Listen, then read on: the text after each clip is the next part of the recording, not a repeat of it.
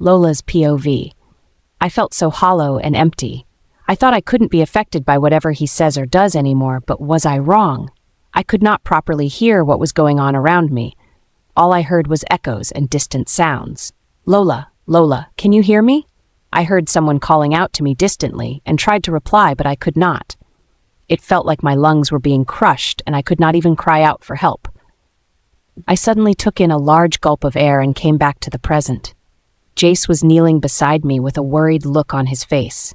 I did not remember how I reached the floor nor how long I'd been out of it for, but the look on his face made me realize that it was bad. Lola, can you hear me now? Do you recognize me? He asked worriedly, and I laughed. I really laughed in that situation. Why do you look so worried, Jace? I'm fine. I smiled at him and he ran his hands through his hair in frustration. You're fine? Lola, you were numb and unmoving for over 5 minutes. I called you severally. You did not give me any response. You just sat still and unmoving. If I had not seen the rapid rise and fall of your chest, I'd have thought you were dead. Yet, you claim to be fine? He was practically screaming at this point. Ignoring the fact that he looked like he was about to explode, I'll like to be left alone, I said to him. He looked at me like I was crazy and hesitated. Please, I pleaded to him, and he nodded before he left me. I picked myself off the floor and made my way back to Lila's room. I was not crying nor feeling anything. I just stared blankly at the door until she came in. Are you okay, Lola? What happened with Adrian? How did you know Jace? He was the one that came to get me. She fired rapidly once she saw me sitting on the bed, staring blankly at her. As if on cue, the waterworks started when she asked me questions. I suddenly felt like my heart was being ripped apart. I cried out in pain while clutching at my chest, trying to relieve the pain I felt inside of me. Lila rushed towards me and held me in her arms while I cried out my eyes. She did not offer any words of comfort or tried to make me stop crying, which I was grateful for. Jasmine wept silently in my head, and I could not even comfort her. Adrian did not know what I went through at my former pack. He did not even know anything about me, and he had the guts to say such words to me. Why does the moon goddess think it's a good idea to pair me with people that don't think highly of me? For about an hour, I cried and Lila held me through all of it. I was grateful to at least have someone that could be there for me. I calmed down, and she let me go when I wriggled my body. Are you done crying over that dumbass that doesn't know what he's missing out on? She asked once she let me go, and I gasped. He's your alpha. You can't speak about him like that, I exclaimed, and she rolled her eyes. I can and I will. A man that thinks he can treat his mate like this can't have my respect, she said, and I giggled a little. I swear, you're so crazy and fearless. She flipped her hair over her shoulder with pride. Yeah, I know I am. He messed with the wrong person. Nobody fucks with my friend and gets away with it. She flipped her hair dramatically again, and we both laughed. Now, we need to forget all these boy dramas and problems and have a girl's day out, she said excitedly. I'm not sure about that, Lila. I don't think I want to be around pack members after what happened in the pack house today. The story would have spread all over the pack, I said sadly. That's why we're leaving the Packlands. I doubt you've ever been to the human town. They have such big malls and very, very amazing structures and restaurants. It's so different from our pack, she said excitedly. I was about to say something when she interrupted me. I know what you're going to say, and I've got it all solved while you were crying. The Luna has given us her permission to leave the Packlands and go have fun. We're going to need a car, though. We need to reach the Luna's house to get one. At the mention of going back to Adrian's house, my eyes widened, and Lila rolled her eyes at me again. I wonder how her eyes haven't stuck to her skull with the amount of times she rolls them in a day. Before you freak out, he's not at the house. We'll just see the Luna real quick, get you a change of clothes, and then leave. With that, she jumped off the bed and dragged me up with her. We ran through the pack house, and everybody looked at us like we were crazy. I was out of breath by the time we reached Adrian's house, but Lila looked like she did not just run at all. Man, I'm so weak. No wonder no man wants me, I said to myself. Rose engulfed me in a hug immediately she set her eyes on me. I'm so sorry, Lola. I promised I raised him right. I don't know how he turned out like this, she said, sniffling, and I hugged her back tightly. You're not responsible for his actions, Rose. You're not responsible for his actions, I replied while hugging her back. You guys should break it up. She needs to be ready before our ride gets here, or our plan is going to go up in flames, Lila said, prying us apart. I swear that girl has too much energy in her tiny body. She pushed me towards the stairs. I went to my room and met my bed ruffled like someone slept on them. Adrian's scent also lingered in the air, but I ignored it. I went to wash my face and freshen up. I wore the clothes I had on again and went downstairs. I saw Nathan, Lila, and Rose having a heated conversation which stopped immediately. They sensed me. When Rose saw me, she gave a signal to Lila and then led Nathan away from the living room.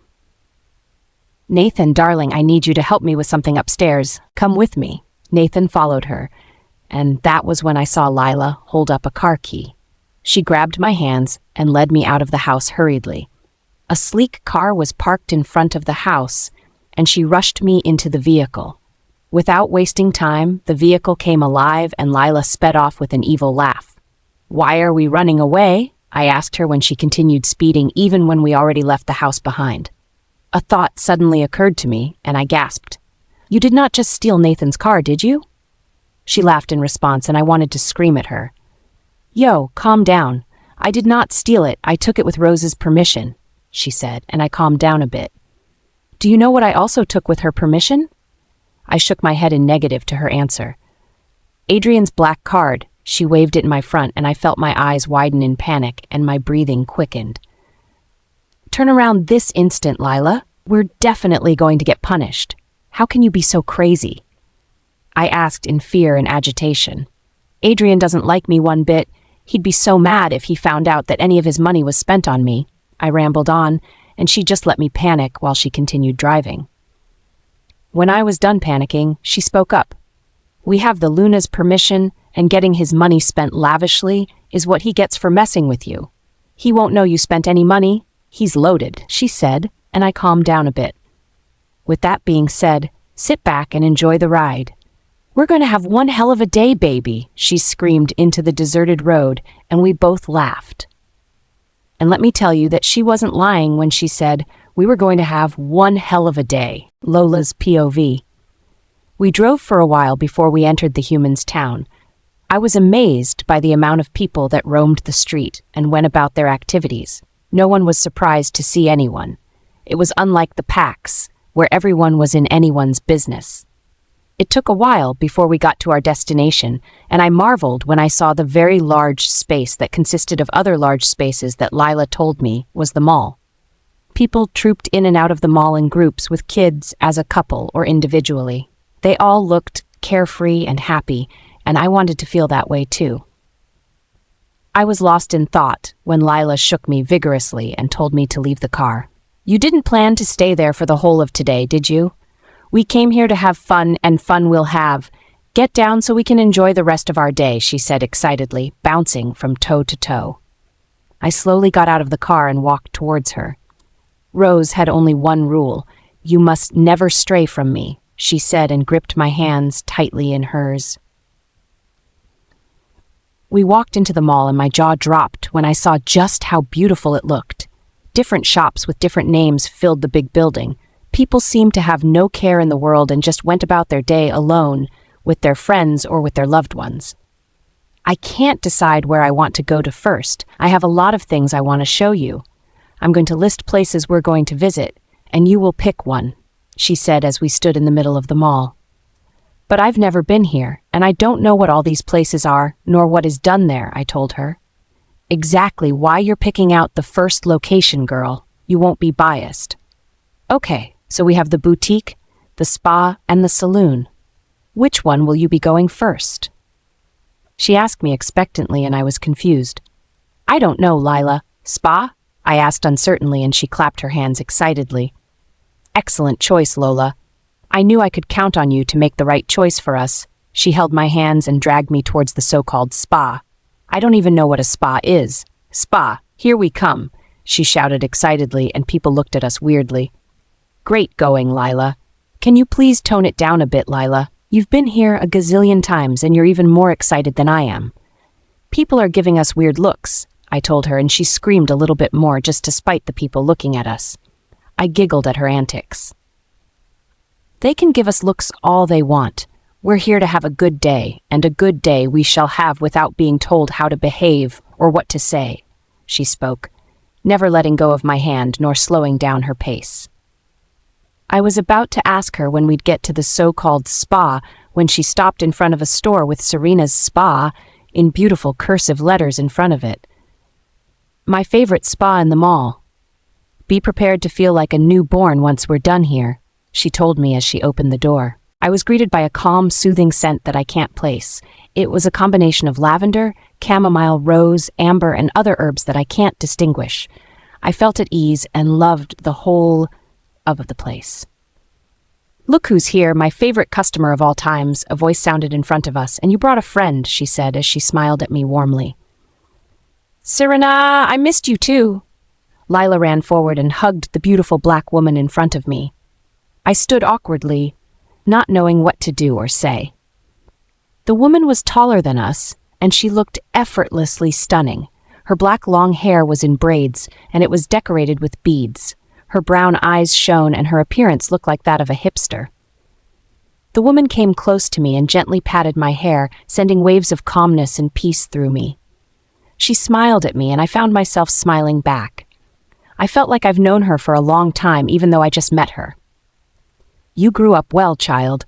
I'm proud of you for persevering and coming this far, she said with a sad smile on her face, and I got confused. I have never met the woman before. Have we met, ma'am? I asked, and she seemed to be pulled out of whatever trance she was in. My apologies, young lady. I was carried away for a moment, she apologized to me before turning towards Lila. Why don't you introduce me to your friend, Lila? She asked, and that seemed to jolt Lila out of her confused state too. She came forward and her bubbly personality returned. My bad, Serena. I felt you already know her with the whole thing that happened just now. Serena just rolled her eyes at her words, but she continued anyways. Serena, this is Lola. She's the newest addition to our pack. I'm sure you already know all that. I got confused by that part. Lola, this is Serena. She's also supernatural like us. She's psychic. I did not know they were a real thing, I mumbled, and Serena laughed. She led us towards a room where long tables that I was later told were massage tables have been laid out. The scent of herbs in this area was stronger and helped me relax more. You ladies can go change in the inner room while I prepare for your massage. Lila, I'll have one of the girls get ready for you. I need to take on Lola myself, she told us as she gave us a white fluffy bathrobe each. The bathrobe felt so comfortable and soft, I could wear something like that for the rest of my life. I got out and met Lila already laid on the massage table while another pretty girl massaged her body. Serena led me to another room. You won't be getting a full body massage. How about aromatherapy with a slight body massage? I figured you won't want to expose your body, she said, and I readily agreed. You really are psychic, I said to her, giving her a grateful smile, and she smiled back. She prepared different herbs and placed them around the massage table. The smell got stronger and overpowering as I heard her whisper some words under her breath. I suddenly felt very sleepy and drowsy. As the herbs got stronger, I felt like my soul was leaving my body and being transported to another realm. I looked towards where Serena stood and saw that her eyes were completely white. I got afraid, but I couldn't move my body. Before I could scream, I heard an alluring voice in my head. Come to me, child. Then I lost consciousness, Lola's POV. I opened my eyes and saw a garden filled with roses and other beautiful flowers. I felt like I was floating through the field as I could not feel the ground beneath me. I looked down and saw that I was now wearing a white gown, the bathrobe long gone. My skin looked like glass, flawless and smooth. I raised my gown to check the scars on my thighs, and they were no longer there. I felt like I could live in that garden forever. Away from all heartbreaks, away from all pains, no scars nor injury on my body. I did not want to leave the garden. I closed my eyes and continued to enjoy the peace of the garden when I heard a very beautiful voice call out to me. Lola, child, welcome. You grew so well. Thank you for holding out and persevering, she said the same things as Serena. I looked around, trying to find the voice, but I couldn't. Serena, is that you? Why are you hiding from me? Why are we here in this garden? I fired out the question rapidly. The voice laughed softly, and I could listen to it all day. It was so melodious. I am Celine, child. I brought you to this garden through my dear friend Serena, she said, and my eyes widened in shock. No, it couldn't be. It can't be what I'm thinking. You're Celine? Like the moon goddess that werewolves worship, Celine? I asked in awe, and she laughed again. Yes, I am that Selene Lola, she answered softly. As I took in the fact that I was in fact in front of the moon goddess, my awe turned into anger, and I asked her the question that had always been on the forefront of my mind. Why? Why did you make my parents leave so suddenly? Why did you watch me suffer for 10 years in my pack? Why did I get paired with men that hate my guts in person? How dare you treat me like that? Why did you make me go through all of that? I shouted into the garden, tears streaming down my cheeks, and heard her sigh sadly.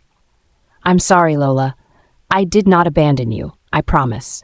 Everything that happened was to keep you safe and shape you to reach your full potential and accept your calling, she said, and I became more confused.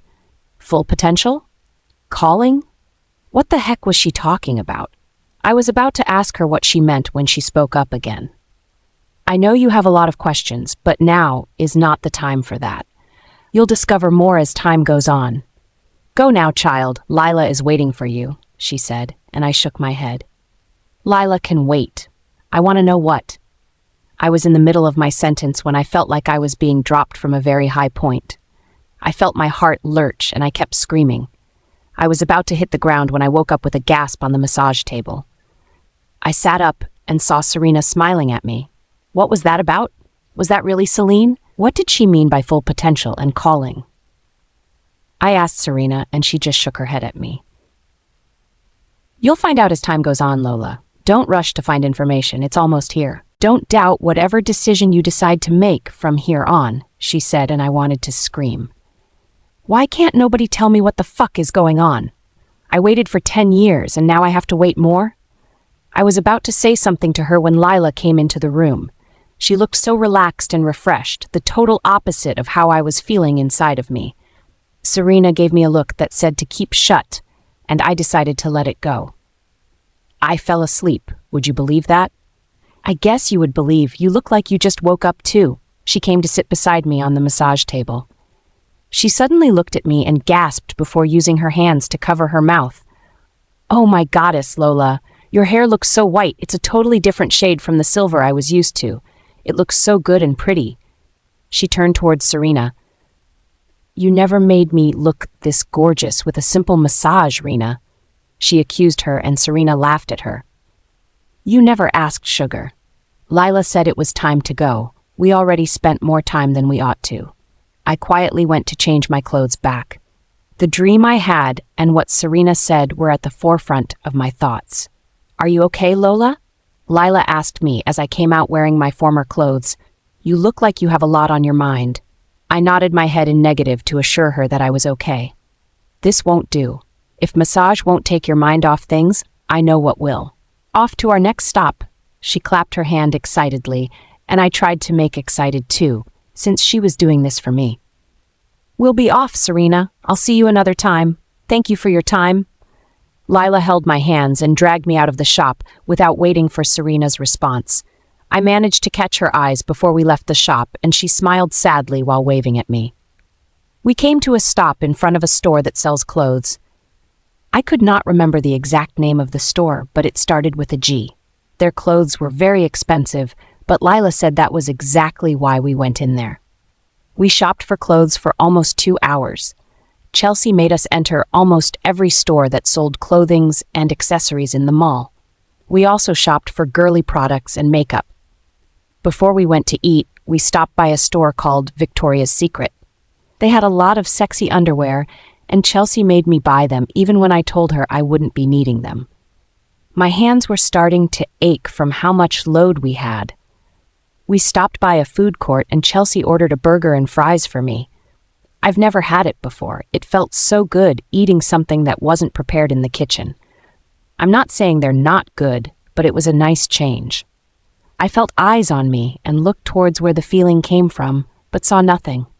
I've been feeling that way since we left Serena's place. Jasmine also became restless in my head. Do you feel it too, Lola? It feels like someone is following us. I heard through our mind link. I don't see anybody, though. Nothing looks out of place here. Maybe it's all in our head from what we dreamt and what Serena told us. I replied back, and she went quiet again. Are you ready to drop our stuff in the car? We have one more place to go, but we can't go with all of these things. Lola told me when we were done eating. I nodded my head and we made our way over to the car. We dropped stuff before heading back into the mall. This time around, we made our way to a salon. Lola seemed to know the people here too, and I waited while they exchanged pleasantries. I thought you might want to change your appearance or do something with your hair. That's why we're here. You don't have to if you don't want to. We can just get mani and pedi and go, Lila told me softly. I felt my hair that was almost reaching my lower back and decided that there's no harm in trying out something new. I'd like to cut it. I want a completely new look, I said confidently. Lila also took a seat beside me and demanded that her hair be cut too. I appreciated her support and kind heart. I loved what I saw when I looked in the mirror afterwards. My hair was barely reaching my shoulder. The white stood out against my skin clearly, and I could not stop touching it. Lila looked breathtaking with her new look too. It was almost the same length as mine, but she got bangs too. Our manicure and pedicure was next, and it felt good to have someone dote on me for a change. It came out well, and we left the mall after we paid. I won't say the whole experience today made me forget all that I was going through, but I at least have happy memories, and I had a fun day. The ride back home was peaceful, and I slept a little before we reached the pack. Unknown's POV. What did you find? I spoke into the receiver immediately I picked up. The girl Lilith gave us information that fits the description you told us, sir, but I doubt she's the one. She doesn't seem to even have a wolf. I don't think she's the right person, sir. The voice on the other end of the receiver spoke, and I growled at him. That's why she's different, idiot. Do not lose her. I need you to find out what pack she stays in. Do not come back without tangible information. I spoke into the receiver and hung up.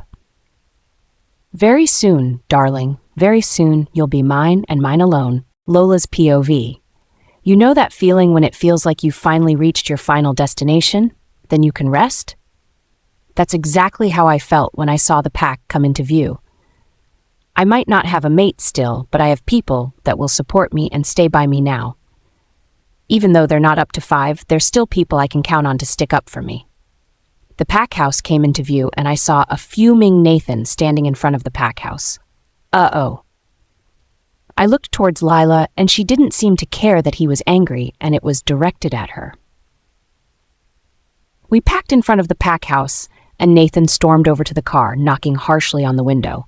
Lila took her time to turn off the engine and unbuckle her seatbelt before opening the car. What the hell, Lila? How could you go on a girl's day out or whatever without my permission nor Adrian's? He asked angrily. Immediately Lila opened the door. Last time I checked, I do not need your permission to live my life. I asked Luna, and she gave me her permission. The only thing you should be mad about is your motherfucking car, and I brought it back in one piece. She spat, looking him directly in the eye. What exactly is going on with these two? I stayed silent to avoid being caught in the middle of their heated argument. What if something happened to you? You could have taken one bodyguard with you, and you did not go alone. If something had happened to Lola, would you take responsibility? He snarled at her, the anger in his eyes growing. Lola rolled her eyes at him. Like I said, don't act like you care. We're back in one piece, and I promise you that your car doesn't have a scratch. She tried to move past him, but he wouldn't budge. Out of my way, Hulk. I need to get my things from the car so you can take Lola to the house. Stop talking too much. You're a man. She looked towards his crotch area at that statement, or maybe not. She was about to move him again when he trapped her against the back door car. Say that one more time, and I'll show you just how much of a man I can be, he said lowly. Damn werewolf hearing, I don't want to be here. I zoned out, because it felt like I was intruding on something. I was brought back to the present when I heard the back door slam shut. Lola poked her head into the car through the driver's side. "I had fun today, Lola. Let's do it again soon." She smiled at me and I nodded at her. "I had fun too. Thank you for the opportunity," I smiled back at her. "No problem, Shika. It's what friends do." She looked towards Nathan before looking back at me. "Dickhead here is going to take you back to the house. My regards to Rose, and I almost forgot." She brought out Adrian's card. "Tell her we had loads of fun with the card." "See you later, baby girl." She waved at me before walking away. "The least you can do is thank me for using my car for your getaway," Nathan shouted after her, and she gave him the finger, making me giggle in response. Nathan entered the car and I stiffened. I was still not comfortable around him.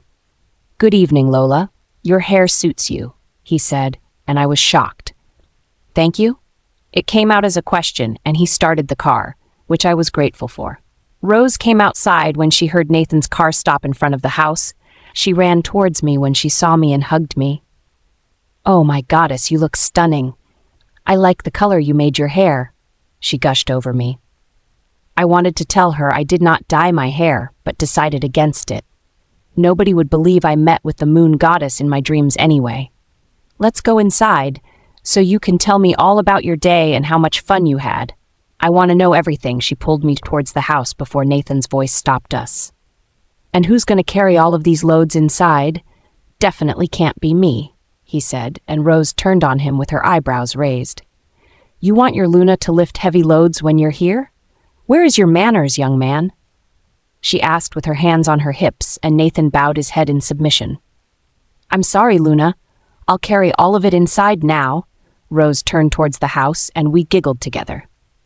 We sat at the kitchen counter while Nathan carried all of my stuff inside. Rose made him carry it to my room, to which he whined and complained. He left after he was done packing it. Rose brought out some cookies and milk for us to munch on while I recounted all of my day's experience to her. I swear she was more excited than I was for having such a fun day.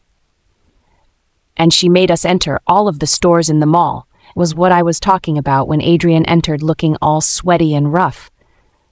His gaze lingered on me, and I saw sadness cloud his eyes for a fleeting moment before he masked it with anger and stormed towards the stairs without saying a word to anyone, not even Rose. I suddenly went mute. I just couldn't understand why he would say such mean things to me without even listening to my side of the story. I did not know I was crying until Rose wiped my cheeks. I looked towards her and saw how sorry she was for my predicament. It wasn't her fault, though. She tried her best. "I'm so sorry, Lola. No one deserves what you're going through." She hugged me as I sobbed into her chest. We soon heard Adrian come down the stairs, and he left the house without saying anything to anyone. I excused myself from the kitchen and went up to my room. I washed up and changed into a cute onesie I bought and went to bed early. Little did I know that what I had gone through during the day was a walk in the pack compared to what was coming for me. Rose's POV. I went into the room I shared with Jaden in a daze. Jaden was by my side immediately I opened the door. "What was that about, Ro? Why was she in pain?" he asked curiously, and I burst into tears again. I could not get the image of her battered body out of my head, and I felt like I failed as a mother. "I've failed as a mother, Jay. Adrian has disgraced me, and I'm not worthy of being called a mother," I said amidst tears. Jaden led me towards our bed and held me till my tears subsided. "Adrian was having sex with another woman. That's why Lola was in pain," I said softly into his shoulder and felt his body stiffen in anger at my words. "Everybody knows what happens when you have sex with another person, when you have a mate. What's wrong with him?" he said in anger, and I cried again. Hey, look at me, baby." He held my face delicately in his hands and made me look him in the eyes. "I'll talk some sense into him when he gets back home. You don't need to beat yourself up over that. Lola is fine now, no?" He asked me lovingly, and I felt like my heart was being crushed. Why can't Adrian be like his father? He doesn't even know half of what Lola had gone through, and he dares to treat her like trash? I felt Ezra trying to rise to the surface, the maternal instinct to protect a child in danger overwhelming her. Jaden looked at me intently, waiting for me to explain more. "There's more, Jay. I saw things in that room, and if Adrian were not my son, I'd have had him banished or killed, I wailed. I knew I was getting Jaden worried, but I couldn't help the way I felt inside. You can talk to me, my love. You're worrying me, I'm not going to lie. I haven't seen you this way since. Well, since that incident, he said softly. Looking into his eyes, I spoke. You want to know what I really saw? You're not going to go out there right now and kill Adrian, promise? He nodded his head eagerly, and I sighed before speaking again. She's been abused, Jay, I hiccuped as I spoke. Her body was filled with bruises and scars. I felt my tears dam trying to break again, but I reined it in. The freshest one is a big purple bruise on her stomach. She got it from her former mate. At the mention of a former mate, Jay's eyes widened. Former mate? She had a mate before Adrian? He asked in shock. Yeah, the one that came the other day from Moonlit Pack, I nodded my head. Shock was evident on Jaden's face, and he was at a loss for words. Why did Adrian let him go? Why was I not informed? As the Alpha King, I have the responsibility to protect all pack werewolves, and Adrian let him go, he said angrily, slightly raising his voice. She rejected him, and that's why she ran to our pack. Adrian is her second chance mate, and he's been treating her the same way, save the beatings. I sighed as I remembered how her scars covered her body. There was barely any clear skin. It was all bruised and battered. Another purple bruise was already forming where the other one was. Adrian added to her pain instead of relieving her of it. My tears dam broke, and I wept uncontrollably. That pain is something any lady wouldn't wish on their enemy, and she already went through it twice. She did not ask me what was going on or why she felt that way. She already knew Jay. She knew already, and she was ready to brace it. She did not want me to see her body. That's why she wears clothes that cover most of her skin. She's broken, and I am not surprised she's wary around everyone. I wonder what she did to her old pack to deserve such treatment.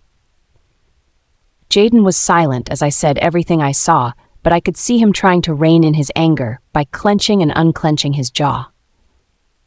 Let's go to sleep, bro. We're going to figure all of these out in the morning, Jaden said as he laid me on the bed and laid down beside me. I did not protest and held him close to my body. I could not imagine a life where Jaden made me cry or feel small. With a lot on my mind, I fell asleep restlessly. I woke up in the early hours of the morning and gently slid off the bed to go and check on Lola. She was still sleeping peacefully, and I watched her for a moment before I left. Her fever had gone down also. Her cheeks looked so sunken, and she looked like she was barely holding on. I wanted to hug her and tell her everything will be all right, but I refrained from doing so. I did not want to wake her, nor make things awkward. She isn't comfortable around people yet. I went into the kitchen to make her breakfast so she can have something to eat when she wakes up. I'd feel so uncomfortable if she had to help me in the kitchen with what I had seen the night before. I made a variety of foods, from bacon to toasts to eggs to pancakes. I made a lot of food even though she wasn't going to eat a lot. I've noticed that since yesterday, Julie also told me the same thing when I asked her about the first time they met yesterday. I cut up a lot of fruit for her. I was determined to take care of her and treat her like a daughter no matter the decision Adrian takes. I was making soup when I heard the front door open. I knew who it was before I heard him. Ezra took over my body before I knew it, her mother wolf instinct taking over. Adrian came towards the kitchen where I was cooking. He had the guts to smile at me, and I saw red. How dare he be happy when he just put his mate through hell? I turned off the cooking gas and moved towards where he was standing by the kitchen door. Good morning, Em. He did not finish his sentence before a loud noise was heard. I had slapped him, and it felt so good to see his face contort in pain and shock. Adrian's POV. I woke with arms wrapped around my torso and small legs tangled in mine.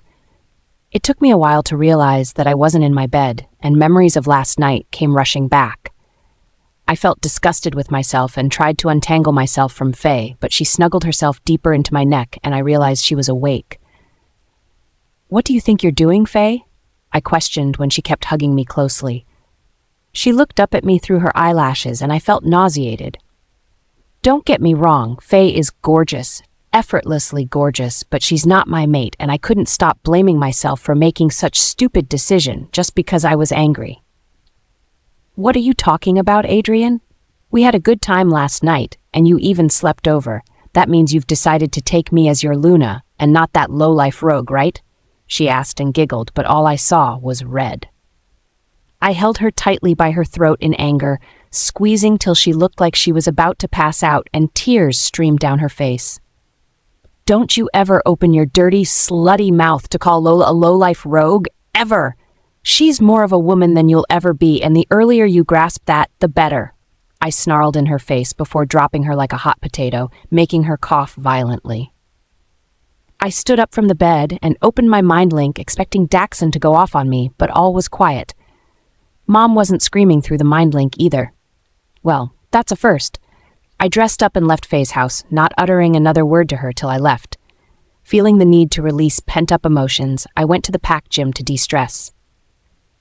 As I swung punches to the punching bag, I thought about how my life had taken a drastic turn since Lola showed up. It's barely been a week, and I was already a mess.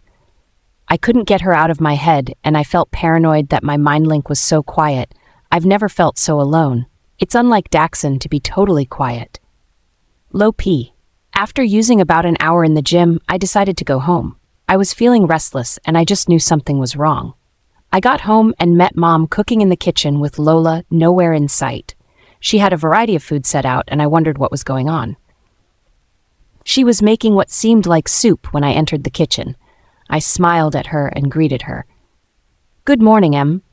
I wasn't done with my sentence when she came up to me and a very loud noise echoed around the room. Mom slapped me. I'm 25 already, and I can say that since I've been old enough to differentiate right from wrong, my mother never raised her hands to slap. What have I done to warrant that? The shock and pain was evident across my face, and I saw a look of satisfaction cross her features. I took in the color of her eyes and realized Ezra was in control. "Ezra, what's going on?" I asked with anger in my voice and watched her eyes get angrier and rage crossed her soft features. "How dare you?" Her voice pierced the silent house, laced with anger and pain. "You're a disgrace to the wolf world. You don't deserve the Alpha King title that will soon be bestowed upon you. You don't even deserve to be called a man," she boomed, and I took a step back, reeling from the shock of her words. Mom had never said any derogatory words to me since I have known her. Not worthy to be human? Not worthy to be the next Alpha King? She's always been my biggest supporter, but now this? I felt my anger flare up and raised my voice at her too. "How can you tell me what I'm worthy of and what I'm not? What exactly is wrong with you?" I matched her voice and felt my anger growing with each passing moment. She was about to speak again when Dad's voice sounded behind me. "What makes you deserve to be the next Alpha King?" He boomed behind me, and I was really shocked by what was going on. Dad passed by me, completely ignoring me, and went over to Mom. "Ezra, please give Rose control," Dad said gently, and I saw Mom's eye color change a number of times before they went back to their normal color. Mom glanced at me once and she broke into tears. I haven't seen Mom cry for the past 8 years since that incident, and I might be the cause of her tears now? I made a move to get closer to her, but Dad stopped me. I could feel my heart breaking watching my mother cry.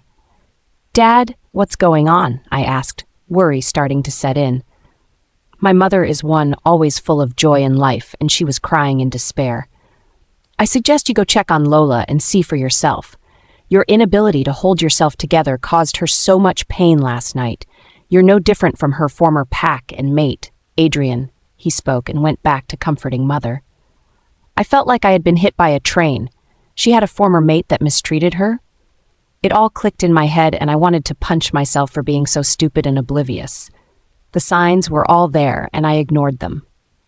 Her constant fear of people, the clothes she always put on, her reaction when the mutt came yesterday, they all clicked in my head, and I felt my heart constrict in my chest. For the first time since I woke up that day, Daxon howled in my head, and it was a howl of pain and anger. I turned towards the stairs and ran towards her room.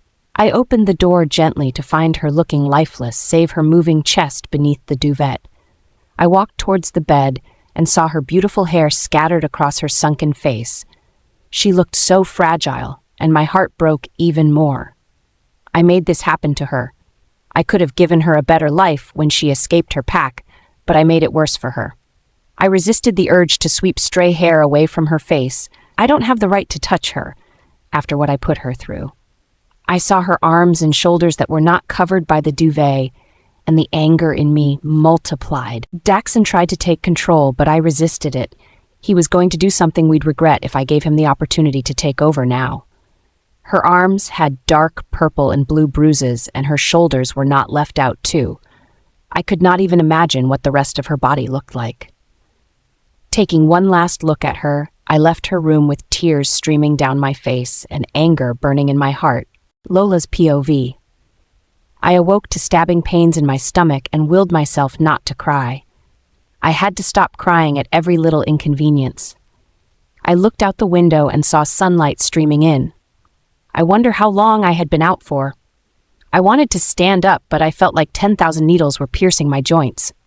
I was so weak, and it took a while for me to be able to sit up. I realized I was naked and remembered that it was Rose that helped me through the night. She saw my scars and bruises, and I hated the fact that I made her cry. I was about to get up when I saw an ointment with a note on the bedside table. I gently took it and read what was written there. "Apply this on your scars. I'm so sorry you had to go through that." It was a simple note that had me smiling, knowing I had someone that cares about me. Rose has to be the sweetest person I've ever met. Lila mustn't hear that, though. I stood up and was suddenly overwhelmed by the smell of Adrian. It seemed like he came into my room not quite long. Nah, he couldn't have. It's not like he cares about me anyways. I made my way slowly to the bathroom. I was afraid to look in the mirror, so I kept my eyes glued to my feet while I made my way into the shower. I set the temperature to the point that it was almost scalding and stood under it for as long as I could remember. I wasn't thinking about anything. I was in a state of nothingness. I was neither happy nor sad. My mind was blank, and I could barely feel the water running over my skin. When I felt like I had had enough, I turned off the water and took a deep breath before walking towards the mirror, bare and naked as the day I was born. As I looked in the mirror, something caught my eyes on my body. A tattoo of a silver wolf howling to a silver crescent moon was starting to form below my left breast, just over my heart. That's new. I've never seen it before. It was still so faint, but its color stood out amongst the black, purple, and brown on my skin. I don't know why, but I kinda liked it. "Feeling any different, Lola?" Jasmine said in my head for the first time since Adrian walked out on us, and I was happy to have her back. "Jess! You're back!" I said excitedly in my head and heard her wolfish laughter. "Yeah, I'm back. Figured you won't be able to live without me," she teased, and I rolled my eyes at her. "Well, you are right. What will I do without your sassy self?" I said, still excited. "You're so lucky to have me, Dur." "So, feeling any different?" She asked her question again. "Apart from this tattoo that's just forming over my heart, I feel the same as ever," I told her through the mind link. "I've been feeling slightly different since our encounter with the moon goddess in the garden," she told me. "How do you feel different? What changes have you seen?" I asked curiously. I was eager to know what changes she was going through. Probably because of the energy of the moon goddess in the garden, I feel stronger than I've ever been in years. My eye color changed too. One eye is a glowing golden color, the other has a glowing blue with golden iris. My fur is not utterly white anymore. I see a glimpse of silver. She breathed out excitedly, and I smiled at her enthusiasm. My hair became utterly white too. I haven't seen any changes in my body, save the tattoo over my heart. "I see you're very excited about the new changes," I said to her and felt her nod her head. "Why did you not let me take your pain yesterday, Lola? It could have killed you." She changed topic, and my eyes instinctively went to my stomach, where another purple bruise was starting to form. I sighed before replying to her. "You're still weak, Jas, and I'm not dead. That counts for something, right?" She just rolled her eyes at me. I wrapped my body in a towel and went into my room to grab some clothes from the ones I shopped for the day before. I remembered Lila and smiled. I should reach out to her. But how? I don't have a phone, nor can I mind link her. I decided that I was going to ask Rose about it later. Hopefully, she can let me go out to see her. I've already been slacking as a maid already. I picked a pink sweatshirt and black jeans to go with it. I picked sexy black underwear, and I felt a bit confident in my body. The things lace underwear can do to your self-esteem. I was about to get dressed when I remembered the ointment Rose kept on my bedside table. I applied it and felt a lot better. I dressed up and went downstairs to see Rose. The smell of food wafted into my nose and my stomach grumbled loudly just as I set foot into the kitchen threshold. Rose looked up from she was doing and laughed at that. "Glad to hear that you're hungry. I prepared all of these for you," she said with a smile on her face. Her flawless face looked swollen, and she seemed to be forcing herself to be cheerful. I felt bad, knowing that I was the cause of her tears. "About yesterday, She gave me a stern look before coming over to the counter to hold my hands. "You will not apologize about last night, nor take blame for anything. You are the victim. You were the one in pain. If anyone should be sorry, it should be my sorry excuse for a son," she said sincerely, and my eyes watered at her words. For 8 years, I never had a mother figure to defend me against people that hurt me. It felt really good to be sided with. I nodded my head at her words, and she led me towards the table where a lot of food awaited me. I ate a lot that morning, partly because Rose wouldn't have it any other way, and because I actually feel like I could stomach a lot of food, which I did. Rose and I were cleaning up when Adrian came down looking like he just survived an apocalypse. I still found him handsome despite his appearance. He came into the kitchen and took his food, while Rose and I completely ignored him. I don't know what transpired when I slept, but he seemed quite remorseful, and Rose seemed upset too. I refrained from asking Rose about how I could contact Lila for that day. Immediately, Adrian left the kitchen. I felt the need to work on myself and build a life for myself here in this pack. "Rose?" I called out softly. "Yes, Lola?" She turned to look at me. "I was wondering if you could tell Alpha Jaden to allow me to start training. I don't want to keep being the weak wolf of the pack." I said the last part lowly to myself, but she heard anyway. The kitchen was silent afterwards, and I looked up to find her staring at me with her mouth open like she was in shock. I opened my mouth to apologize when she pulled me into a hug. Of course, Jay is going to allow you to train. No, what am I saying? He's going to train you himself. You're going to start tomorrow. I'm so proud of you for thinking about taking this bold step." She pulled me into a hug again, and a smile broke out on my face. The rest of the day was spent talking about random things, with Rose doing the talking, of course. We cooked dinner together and ate when Jaden came back. He agreed to train me, and I felt happy taking the cold step for myself. As I went to bed that night, my heart was filled with happiness and joy. I knew it was a new beginning for me. Lola's POV. Jaden came to wake me up around 5 a.m. I knew it was around that time because I could barely sleep from the excitement of embarking on my journey of self-development. Jasmine was awake too, another reason I could not sleep well. Her excitement and constant chatter contributed to the reason I could not fall asleep back after waking up by 3 a.m. I couldn't blame her though. This is a big feat for us. He was surprised to see me awake and ready when he knocked on my door. I went to get the door and saw him already dressed up for training, and that was when it occurred to me that I had no clothes to train. I could have worn a sport bra, but I wasn't comfortable enough around people with my scars. "You're awake already. I see you're so excited to start training." He smiled at me, and I looked down shyly. "Get dressed and meet me downstairs in 10 minutes. "Yes, I'd be waiting for you in the living room," he said and turned back. I contemplated telling him about my outfit and finally summoned the courage to call out to him when he was about to reach the stairs. "Alpha Jaden?" I called out to him, and he turned back to face me. "Yes, Lola. And call me Jaden, please," his deep voice sounded in the hallways. These people are obsessed with being called by their first names. "Is Rose awake?" He looked at me quizzically at that question, so I rushed to finish up my sentence. "I have nothing to wear to train as I just decided on it yesterday night. I was wondering if she had spare clothes she could give me to train in." I rushed out. "Yeah, she's awake." His eyes glazed over after that reply, signaling that he was mind-linking someone. She'll bring them to you in a minute. I'll be waiting downstairs for you."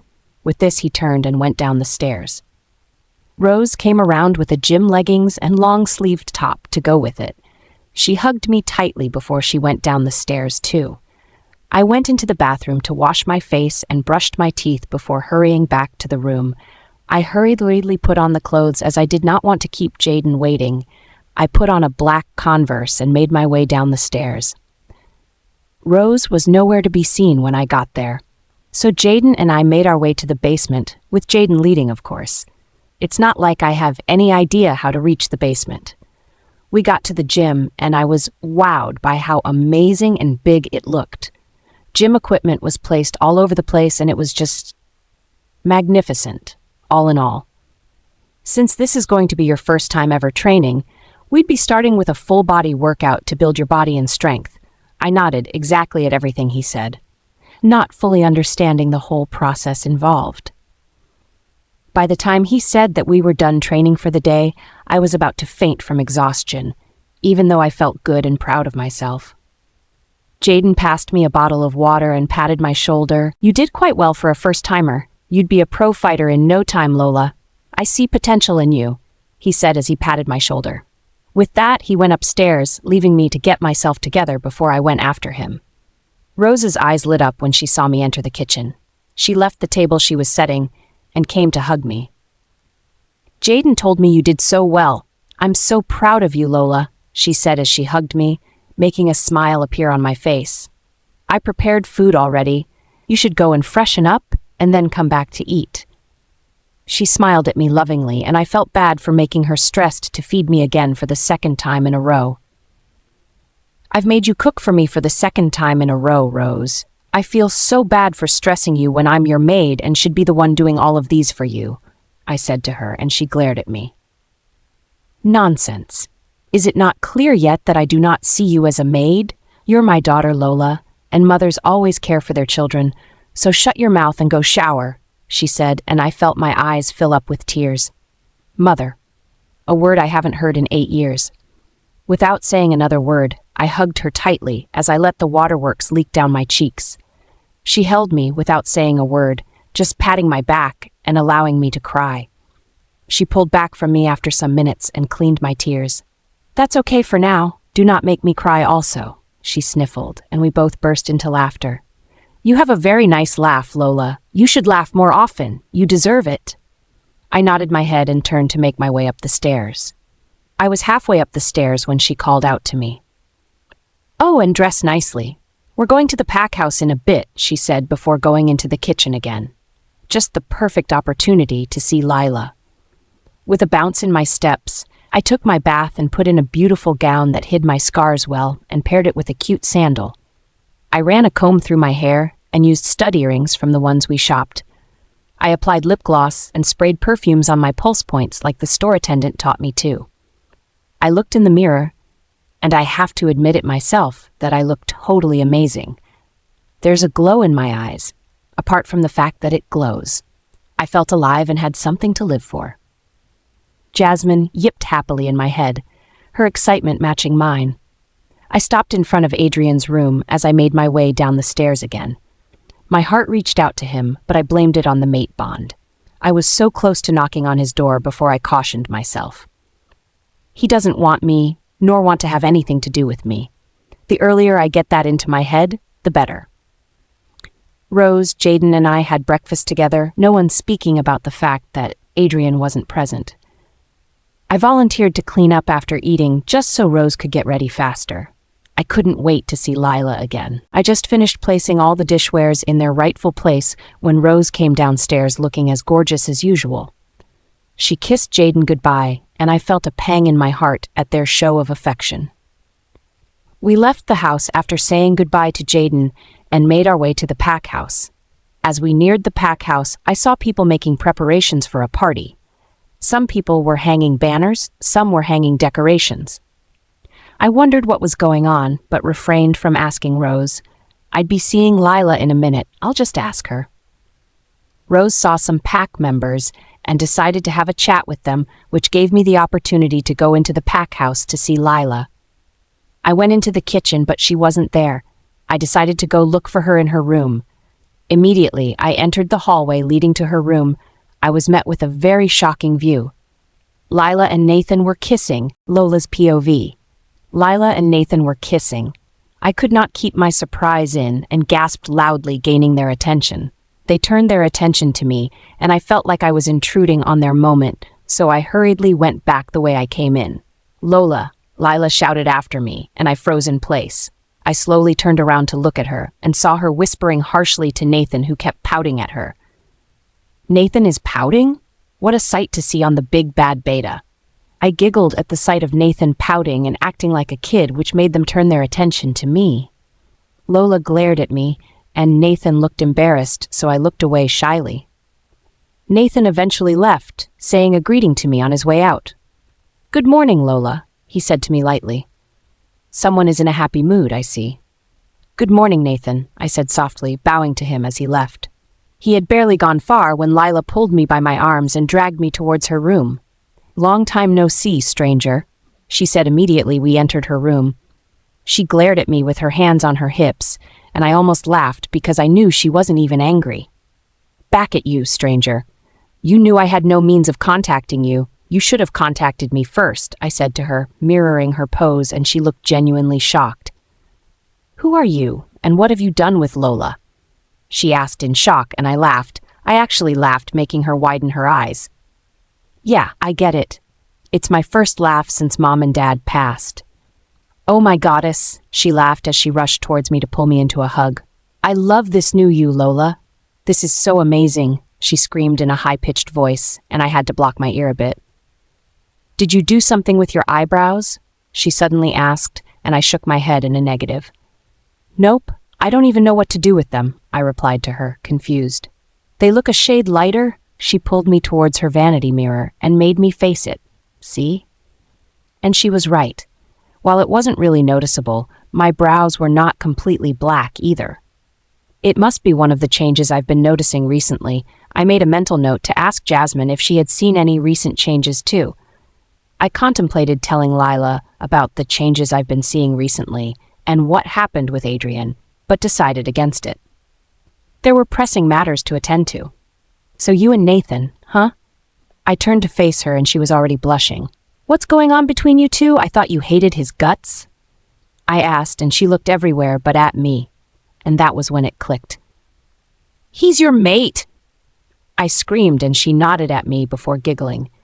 "Yeah, he's my mate, Lola. You can stop shouting now," she laughed, and I struggled to pick my jaw from the ground. "I don't understand. You hated him, no? How did you both get paired together?"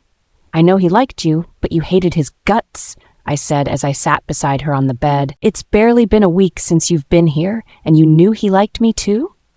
Was I the only one oblivious to that fact? She asked, and I nodded. It was so obvious Nathan liked her. Even the blind could see that. I liked him too.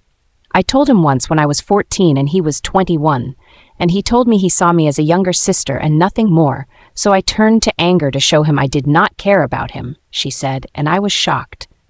Nobody would have believed that. You hid it so well, I giggled, earning a giggle from her too.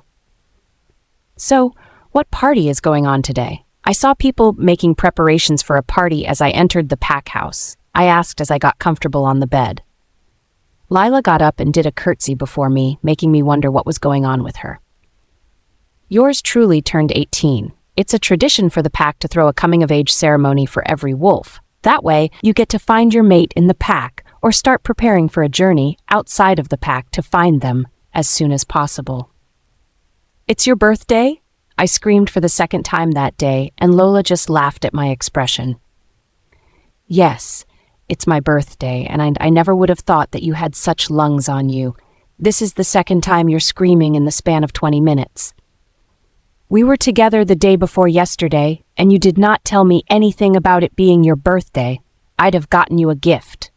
I pouted. This is more than enough gift, Lola. It's good to see you feeling comfortable around me. She hugged me, and I stiffened a bit before hugging her back. I still wasn't used to touch. Sue, we're getting dolled up and dressed up tonight. I was about to object when she held up her index finger to silence me. You're not objecting. It's a good way to incorporate you into the pack and have you meet more people. But what if I don't get accepted by people? What if they call me a freak because of my hair and glowing eyes? I don't think I want to meet new people, Lila. You're enough for me, I said, trying to butter her up, but she wasn't having any of it. I know I am the best, but you can't stick with me every time, sweetheart, she said. Seeing that she wasn't going to budge, I tried another method. I did not buy anything fit for a party. I guess I'll have to sit this one out. She shook her head at me in amusement, and I knew that wasn't going to work either. I knew you were going to say that, but I was born prepared. I saw something that I thought would fit you, so I bought it the last time we went shopping. She skipped towards her closet and came back later with black clothing in hand. Go on, try it on, she urged. I took the fabric into my hands and it felt heavenly. It was a silk two-piece dress. The top was a corset with black net covering the neck and hands. The skirt was a ruffled floor-length skirt with a snatched waist that fits perfectly with the end of the corset top and a slit that reached mid-thigh. I was reluctant to wear it because I did not want to showcase too much, but Lila convinced me to wear it. Lila gasped when I emerged from the bathroom, and I was slightly embarrassed. I walked towards the floor-length mirror in her room and gasped when I saw my reflection. The clothes were a perfect fit, and unless I decided to showcase my legs, they were not visible, and my scars were concealed. I smiled happily at my reflection and looked to see Lila still opening and closing her mouth like a fish out of water. Oh, my goddess!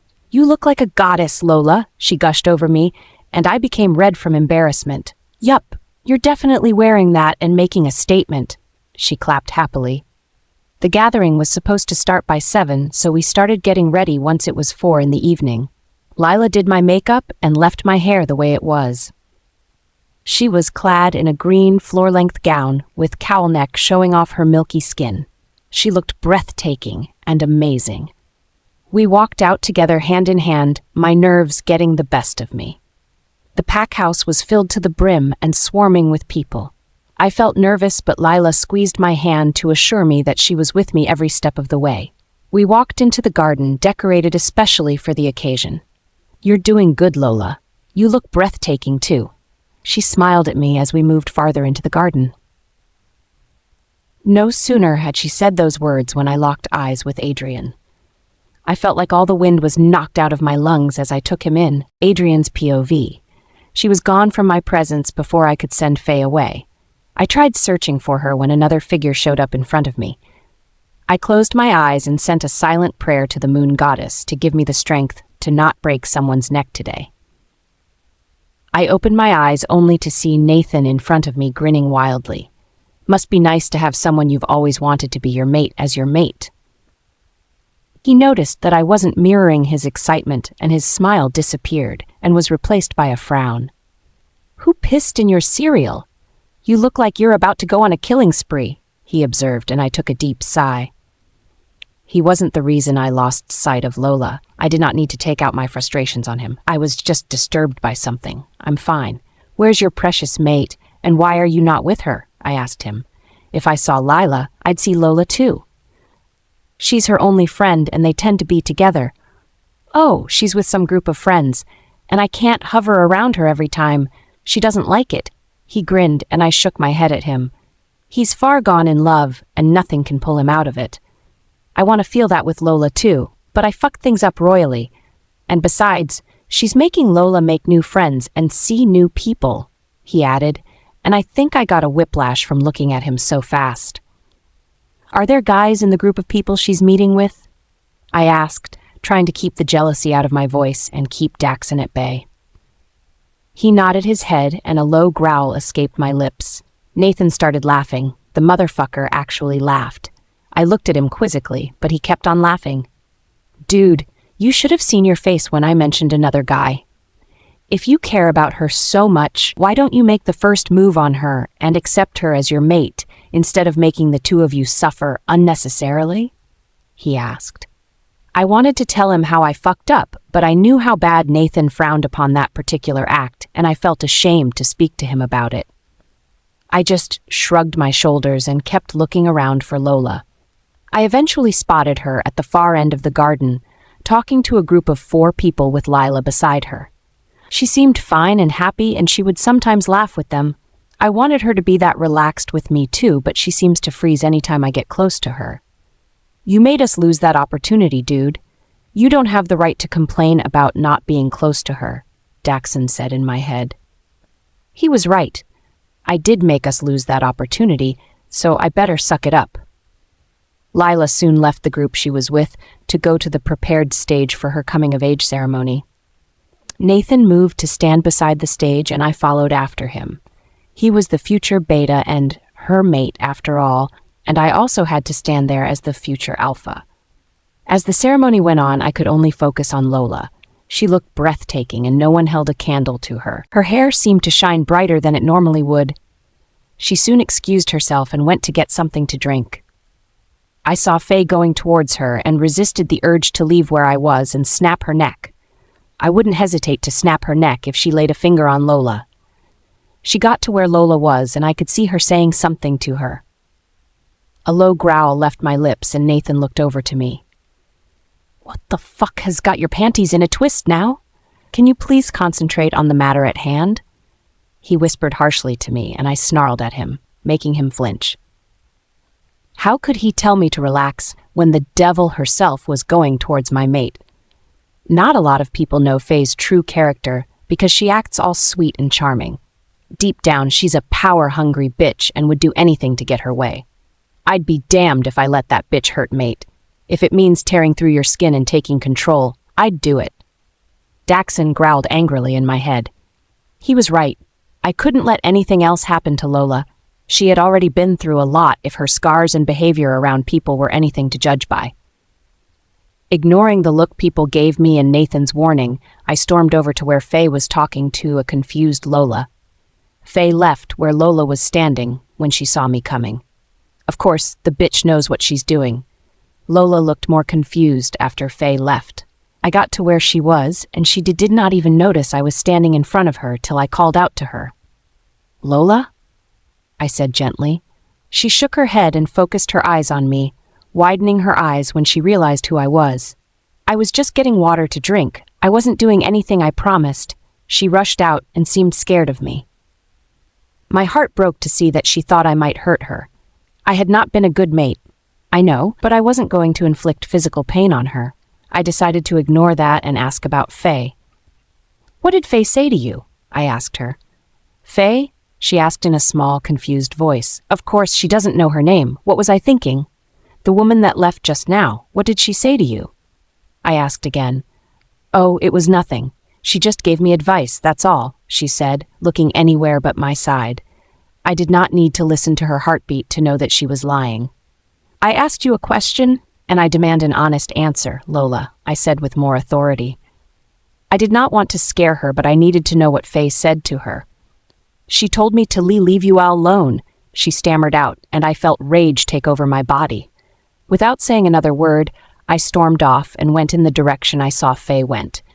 Who does she think she is to say such to my mate after I had warned her? Lola's POV. What was I expecting? I sighed and looked around to see a few people still looking at me.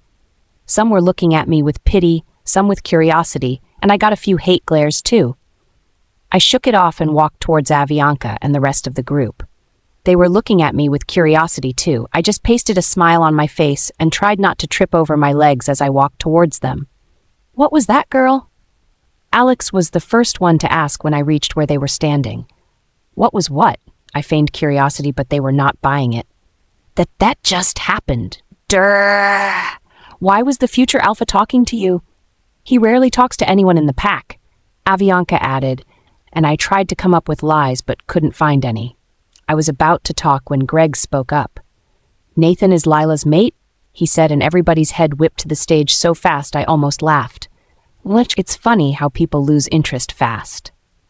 Loud claps and cheers erupted in the crowd as Nathan and Lila kissed passionately. I felt jealous for a moment, but I quickly got over it. Lila has been nothing but nice to me since I got here. I shouldn't be jealous that she has someone that loves her because I got rejected twice.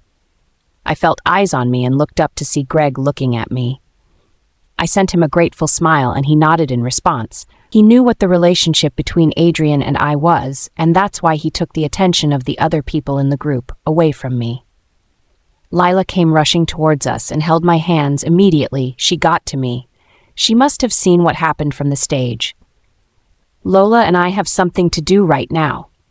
How about we meet up with you guys for a group lunch tomorrow or the day after it? We really have to go now, she hurriedly said, and I looked at her in confusion.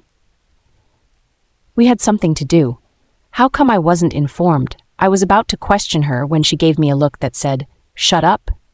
Of course we can meet again some other time. You can go now. Greg was the one who spoke. We said a hurried goodbye before we left the group and went towards the pack house. We have something to do. How do I not know about it? I asked her as we moved towards the pack house. She stopped abruptly, making me almost trip. Of course we do not have plans, Lola. It was just to get you away from there. You looked uncomfortable, she said, and I looked down at my hands. Of course she noticed everything from the stage. You saw everything from the stage? I asked her sheepishly. Yes, I saw everything. Am I the only one you can raise your voice at? You should have told the bitch off when she said whatever she said.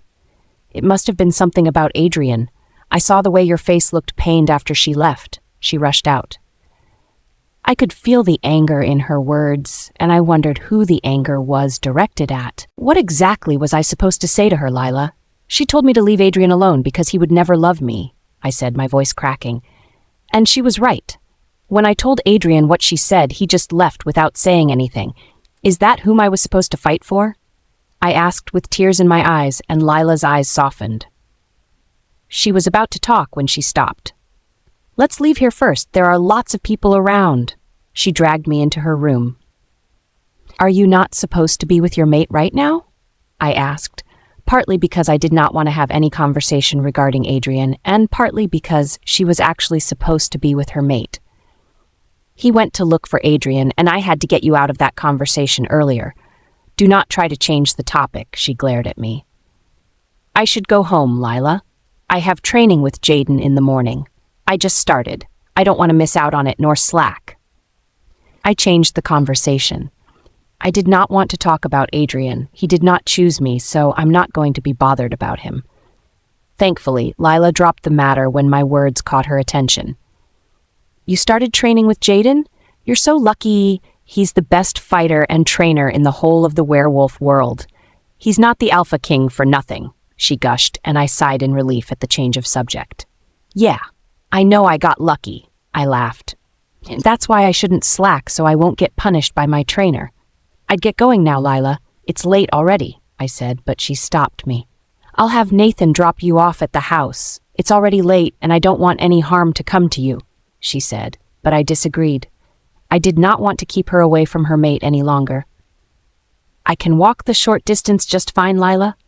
I promise you that I'm fine and can handle myself. And besides, no one cares about me enough to hurt me in this pack, I argued. Seeing that I wasn't going to back down, she nodded her head and offered to see me out.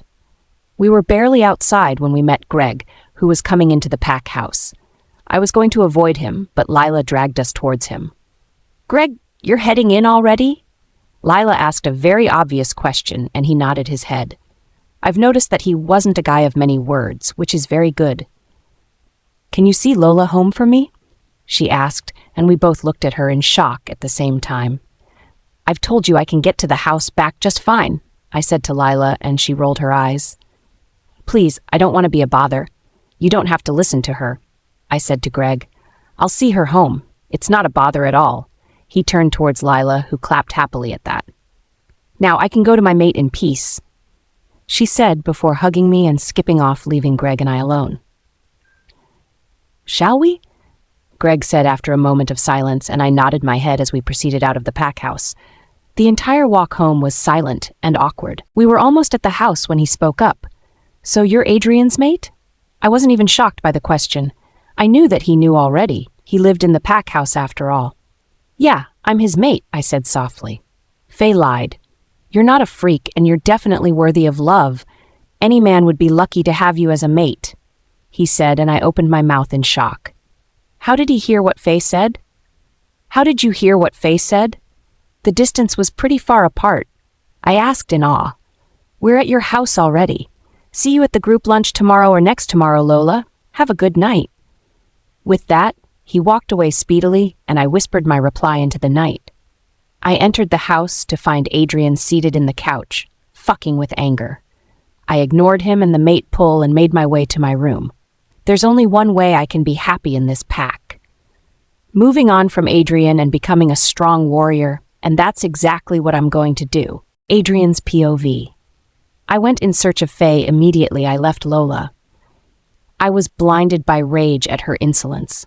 I clearly told her to stay away from Lola, and she had the guts to go back and say shit to her. I spotted her in a group of people and walked over to her. I grabbed her arm and pulled her away from the group towards a slightly deserted corner of the pack house. What did I tell you about Lola? I barked in her face, and she seemed unfazed. It was almost like she did it to lure me to her. She smiled lazily at me, and I felt Daxon trying to take control. She must have noticed the incessant change in my eye color because she trembled slightly and bowed her head. Daxon is an alpha wolf and doesn't care for anyone except his mate, so she knew she'd be torn to shreds if I allowed him to take control. You chose me first, Adrian. I'm supposed to be your Luna, not some low. I growled at her choice of words, and she quickly changed what she was going to say. Not that girl. Know your place, Faye. Know your place, or I wouldn't hesitate to tear you apart if you as much as try to humiliate or intimidate my mate. I snarled at her, and she took a couple steps back. You already humiliated her when you slept with, she said under her breath, but I heard it. What did you just say? I dared her to say it again, but she did not. I thought as much. I was about to leave when she held on to me and hugged me. You chose me first, Adrian, she said in a sad voice and sniffled a little, but I knew it was all a show. I pulled her away from my skin and made her look into my eyes. You were a replacement for when I finally found my mate. Get that into your head. I've found her now, so you should step back, I said to her harshly and turned around to leave. I'll make sure I become your Luna, Adrian.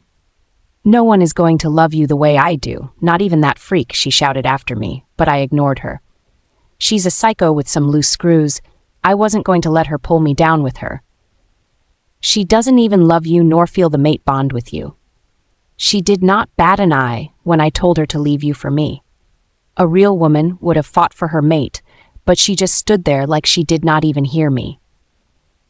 No one would ever love you like I do. Get that into your head, Adrian, she kept screaming as I left, but I ignored her. I kept thinking about Faye's words as I went towards my home. Did she really not care about me? Was I the only one affected by the mate bond? But she was in pain when I was with another woman. That counts for something, right? I was disturbed and lost in thought till I got home. I had just entered the living room when I felt someone prodding at my mind link. I let down my wall and Nathan's voice came through. Where are you, man? His voice rang through the mind link and I almost facepalmed. I had forgotten that it was his mate's coming-of-age ceremony, and most people must be wondering where the future alpha ran off to. I'm at home. Something urgent came up, so I had to leave early.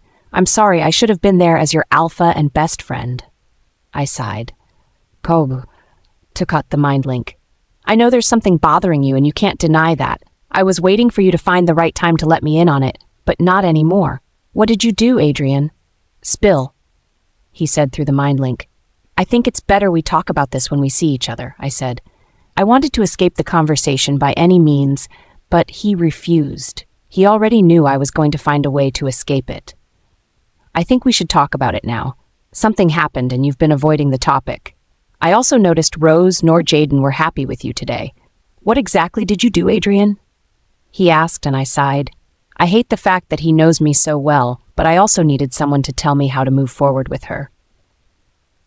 I fucked up, Nathan. I had sex with Faye just 2 nights ago, after the whole pack house fiasco with Lola. I was angry and wasn't thinking straight, so I went to see Faye and took out my anger on her. I breathed out. Nathan remained silent, so I continued. She was in pain the whole time I spent with Faye. Mother said she barely made it through the night, and I apparently did what her former mate had done to her. I finished, and waited for Nathan to say something, but it was all quiet. I knew he could hear me, though, because I could still feel his presence in my head.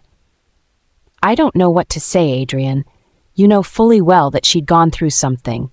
You were there when she had a panic attack because of that mutt from her former pack. I told you repeatedly that she was fragile and should be handled with care, and you did what? I couldn't say anything to the questions he asked. I was warned over and over, but I kept ignoring it. Now, I have Faye to deal with, and I also had to win Lola's heart. What do I do, Nathan? Faye keeps trying to get with me, and Lola doesn't seem to want to have anything to do with me. I don't think she cares enough about me, I said while I sat on the couch with my head in my hands. I was slowly losing it, and it's only a matter of time before Daxon loses it. I'll suggest you actually give her time to realize that you both need each other. You should also be nice to her and show her that you want to be with her if she'd have you. She's your mate after all, and she must feel the mate bond too, he said. I was about to answer him when I smelled her faintly and heard voices outside the house. She's here now. I'll talk to you later, man. Congratulations on finally getting your mate, and thanks for the advice. Anytime, buddy, he said, and the mind link went silent. I walked towards the curtain overlooking the front side of the house and saw Lola there with a guy her age. The guy left shortly after, and I went to sit on the couch hurriedly before Lola could reach the front door. She walked in and saw me sitting on the couch, but walked up the stairs like I wasn't sitting there. As I watched her leave for her room, Faye's words kept ringing in my head. I shook my head to clear my head. This is my mess, and I will definitely find a way to clear it. Lola's POV. The next morning I woke up late and ran down in panic to see Rose and Jaden being cozy and comfortable on the living room couch. They both looked up as I rushed into the living room, breathing heavily. Wow, calm down, Lola. What's the rush? Rose laughed as soon as she saw me. I stopped to catch my breath as they both laughed at my expense. I thought I was late for training. I managed to squeeze out in between breaths. Rose looked at Jaden and looked back at me. I'm so sorry, Lola. I told Jaden to give you a break for today because Lila told me you'd be hanging out with a group of friends later today. I did not know he did not inform you otherwise, she said to me apologetically. She even came down with her shirt turned inside out, she said as she glared at Jaden, and that was when I realized that I was indeed wearing my shirt inside out. I did not even realize. I muttered, and they both burst out laughing. I was about to turn towards the stairs to get changed when Rose stopped me. Oh, I almost forgot, Lola. I ordered a phone for you to aid communication with Lila and now your new friends since you don't have access to the mind link yet. And it came yesterday while we were at the pack house, she said, and I nodded excitedly on the spot I stood on. I'll get it and bring it to your room now. It has my number, Jaden's, Lila's, Nathan's, and of course, she paused and looked at my face intently before she said the last one, Adrian's. At the mention of his name, my heart skipped a beat and my excitement went down a notch, but I tried to keep it out of my face. Oh, was all I could say as I nodded my head. After that, I turned and left for my room. I had barely removed all my clothes when a knock sounded on the door. I knew it was Rose, so I did no bother asking who it was before I opened the door after putting on my bathrobe. I was shocked when I came face to face with Adrian. He looked sinfully gorgeous, and I felt my breath hitch in my throat. I instinctively went to my bathrobe, pulling it securely around myself. He cleared his throat and pushed a box towards me. Mom said I should give this to you, he said, and then rubbed the back of his neck nervously. Oh, thank you, I replied in a small voice. She said Lila might call you soon. She already texted her with your number, he said, and I nodded again. Was that all? He looked like he wanted to say something more before she decided against it and left hurriedly. I was confused for a moment. Was he just nervous before me? It must have been something else. I shook off the matter and closed my door before holding out the device in the box. I know what a phone is. I've seen it in my former pack, but I never knew how to operate one because I never had access to it. It felt so light and shiny, and I fell in love with it immediately. I tried turning it on, but I couldn't do so. I let it be on my vanity mirror before I went into the bathroom to bathe and do my business. I took a while in the bathroom. I was about to wrap my towel around my body when I noticed that the silver tattoo on my chest was already getting more visible. I did not really pay attention to it and left the bathroom. I was picking my outfit for the day when a shrill sound came from my vanity desk. I was so frightened I crawled under the bed for a while till the sound stopped. After it stopped, I wasn't sure if whatever the sound was still in my room, so I stayed under the bed, fidgeting. It wasn't until I heard a knock filled by Lila's voice that I left my hideout. I ran over to the door, opened it quickly, and dragged Lila with me to hide again. She did not hide under the bed with me and looked at me confused. "Get in here, Lila," I whisper-shouted, but she looked at me like I had lost it. "Why? What are we hiding from, Lola?" she whispered back. A shrill sound came from my vanity table. I don't know what it was, but it might be back again to attack us. She stood up, ignoring how I called after her in a hushed voice, and went towards my vanity desk. I crawled out of the bed just enough to watch her every movement. She got to the vanity table and looked back at me with a smile on her face. I wondered what was funny. "Did you say the sound came from your vanity table?" she asked, and I nodded my head vigorously. She laughed lightly before she turned towards the vanity table again. Soon enough, the shrill sound came on again, and I instantly went into hiding, only getting up when I heard Lila laughing uncontrollably. She became even more hysterical with her laughter when she saw my confused face. I waited for her to stop laughing before I asked her what happened. "The shrill sound came from the phone, Lola. I was the one who called you initially before Rose let me in," she said, and I felt so embarrassed. "Oh, I had no idea," I muttered as I walked towards my closet to pick some clothes. Lola must have noticed my mood because she came towards me and held my hands. "I'm sorry if I made you feel embarrassed. I should have been more sensitive," she pleaded, and I nodded. She picked out my outfit, which consisted of a black skinny jean, cute mint green top, and a black slip-on to go with it. She excused me after picking the outfit, and I hurriedly put on my clothes so I won't keep her waiting. I met Lila in the living room talking animatedly with Rose. Those two can talk your ears if care is not taken. I cleared my throat to gain their attention. Lila was smiling at me when her smile was suddenly replaced by a frown. The frown was directed to someone behind me. I smelled him before he reached the living room threshold. "We should go, girl. Greg and the rest of the gang can't wait to see you again," she said, putting emphasis on Greg. Bidding farewell to Rose, she pulled me out of the house. Just before the door closed, I saw Adrian's handsome face contoured with anger and jealousy. Lola's POV. "He definitely feels the mate bond and wants to be with you too," she laughed as we neared the car that I just noticed was parked in front of the house. "Huh?" I asked. I wasn't really paying attention to what she was saying. My attention was on the handsome man I left behind. What was that expression on his face? It couldn't have been jealousy. I must have seen wrong. "I said Adrian likes you too and feels the mate bond.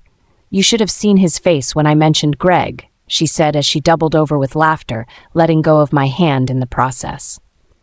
"You think so?" I asked her, my heart skipping a beat in anticipation. I know that he feels the mate bond too, Lola. You should have seen his face when I mentioned Greg. I believe he wants to be with you too, but he's feeling reluctant about it."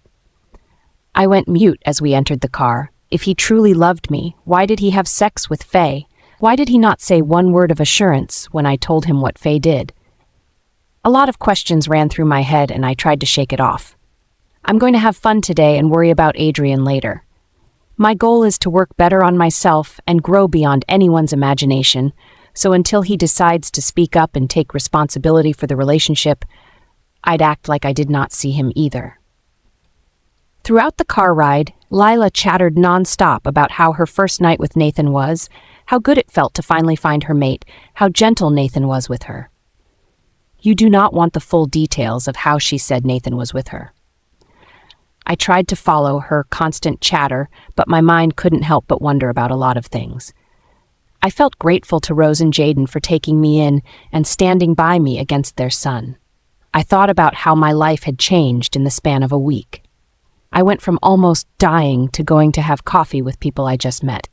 "Jasmine?" I called out to her. She'd been so silent since yesterday, and I know Adrian is the reason. "Yes, Lola," she said softly, almost like she was sleeping, and did not want to be disturbed, but I know otherwise. She's my wolf, after all. "Thinking about Adrian?" I asked, and she scoffed. "As if," she said, making me laugh out loud. "What exactly does that she-wolf have that I do not?" She suddenly asked, and I resisted the urge to roll my eyes. "So much for not thinking about him. I'm sure her wolf isn't half as gorgeous as you are, but her human side is, and no one has ever seen you," I said, and I could feel her rolling her eyes at me. "But Lila said he likes us. Why can't he just man up and choose us?" she questioned. "Same thing I've been thinking, Jas. Same thing. If he's not going to outrightly choose us, we might as well just focus on growth, Jas. If he eventually decides to choose us, he should regret not picking us earlier," I said, and she nodded her wolfish head. I was about to speak again when Lila's "We're here" rang through the car. I looked up to see that we were at a cute ice cream shop, still within the pack. From what I saw from the car, the pack also had a big mall and beautiful places we could have shopped from the other day. "Lila, you said the human town was the only place where we could shop the other day," I exclaimed, and she laughed. "Fine. I shouldn't have lied because you'd have figured it out anyways, but I just wanted to take you beyond the pack that day. I did not want you to come across Adrian and get your mood spoiled again," she explained, and I nodded my head. "And I also wanted to piss Nathan off," she said before getting out of the car. I laughed a bit before getting down after her and following her into the ice cream parlor. We entered, and she seemed to be searching for something until I heard a loud voice from a secluded seat towards the back of the room. "Lila, Lola, over here?" We looked towards the sound to see Avianca waving at us excitedly. We waved back at her before heading towards where they were seated. "Hi, guys," Lila and I greeted them simultaneously before taking a seat. The one seat available after Lila sat down was the one beside Greg. I remembered his words from last night and felt my cheeks growing hotter. That was the first time a guy would tell me that I deserved to be picked over everyone, so it was kinda huge for me. "Hey, Lola," he said gently beside me, making me look into his face. He looked gorgeous too, but he wasn't Adrian. "Hi, Greg," I said quickly and looked away from him. "Your outfit is cute, Lola," Lotana said, making me smile at her. "Thank you," Lila picked it. I sent a small smile to her, and she grinned at me back. Now, shall we order for our cup of goodness? Our princesses kept us waiting, and now that they're here, let's not waste any more time," Avianca said, and we all agreed. I couldn't decide on what flavors to pick since it's been so long. I had ice cream. I had forgotten what it tasted like. Lila ordered a sundae for me with a variety of toppings. I felt bad for taking more than what others took when I'm not the one paying, so Lila ordered a sundae, which in turn made everyone order a sundae. While we waited, I could have sworn that I smelled Adrian, but I looked around and I couldn't find him, so I shrugged it off. Our ice cream soon came, and we all dug into it. I could have cried from the goodness I was experiencing. It tasted so good and amazing, and I happily scraped my cup. After chatting for a while, we decided to go bowling. I spotted Nathan's car as we left the ice cream parlor, but I shrugged it off. Anyone could have that kind of car, and since Lila doesn't seem to be bothered about it, I did not bother about it either. I could not understand how they were doing it, but everyone seemed to be having fun, and it was all good until Greg asked me if I wanted to try too. I nodded my head, and he led me towards one of the alleys. He showed me how to position my body, and I tried it, knocking half of the bottles down in one go. I was so happy I hugged Greg without thinking. I pulled back, and before I could wrap my head around what I did, Greg was on the floor with a familiar man punching the daylight out of him. Imagine my shock when the man was finally pulled off Greg, and it turned out to be Adrian. What's going on? Adrian's POV. As I looked at her retreating figure, I knew I messed up my chance this time. Nathan was trying to comfort me, but I knew he was just doing it out of the relationship we had. I did not know what came over me. I just saw red immediately. I saw her hugging him. I could have blamed Daxon for what happened, but it was all me, and Daxon is very mad at me right now. "We could have had a chance with her, but you fucked it up again, human!" He bellowed in my head, and I bowed my head in shame. It all started in the morning when I heard her running like something was amiss, only for me to realize that she was doing so because she thought she had missed her practice. I was at the top of the staircase, listening to everything that was said between Mom and her. I did not like the fact that she was hanging out with the guys from yesterday. One of them was the one who saw her home yesterday, and I felt my blood boil at the thought of her hanging out around him again today. I saw my opportunity to see her when Mom talked about bringing her new phone to her later in her room. I waited till I smelt Mom before opening the door to my room. "Mom?" I called out to her, and she stopped in her tracks before turning around to face me. "Yes?" she asked with an attitude, and I wondered if it was a good idea to ask her for the favor. We haven't really talked since the morning she slapped me, and it's been putting a strain on our relationship. I know repairing my relationship with Lola will repair the relationship between Mom and I too, so I had to go ahead with it. "Can I take it to her?" I asked, pointing to the box in her hands, and she raised her eyebrows at me. "What do you know that I'm carrying, and why do you want to take it to her?" she asked with her free hand on her hips. "I know it's a phone. I overheard you talking about it to her." She cut me off mid-sentence. "You mean you were eavesdropping?" she said with a pointed glare. "And I'd really like to talk to her to at least sort things out between us." I finished, and Mom's eyes softened a little. "Oh, Adrian, I thought you were not going to come back to your senses. You'd better make things right with her and treat her like the queen that she is, or you'll have me to answer to," she said as she pushed the box into my chest. "Also tell her that she might get a call from Lila. I already texted her new number to her," she said before walking off. Progress. I tried to rein in my nerves before I walked towards her door. I admit that I've never been this nervous since never. Daxon was excited in my head too, and he was hopping about happily. So much for being an alpha wolf. What would I say to her? Will she accept me? Will I be able to make amends with her? These were my thoughts as I knocked on her door. I took a deep breath as I heard her footsteps move towards the door. She opened her door without asking who was there, thinking it was Mom. I had closed my eyes out of nerves before she opened the door. I was so dumbfounded when I saw her in a bathrobe. She looked equally shocked, and her hands instinctively went to her bathrobe to pull it more securely around her body. She looked so innocent in her bathrobe, but the thoughts that were running through my mind were not innocent at all. Daxon wasn't helping matters by making a very vivid description of what might be underneath her bathrobe. I blocked him out and tried to concentrate on not embarrassing myself. Clearing my throat and my head, I pushed the box towards her.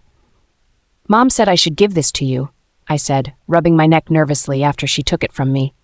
"Oh, thank you," she replied in a small voice, her voice adding to the fire that was already burning in my veins. "She said Lila might call you soon. She already texted her with your number," I said, and she nodded her head.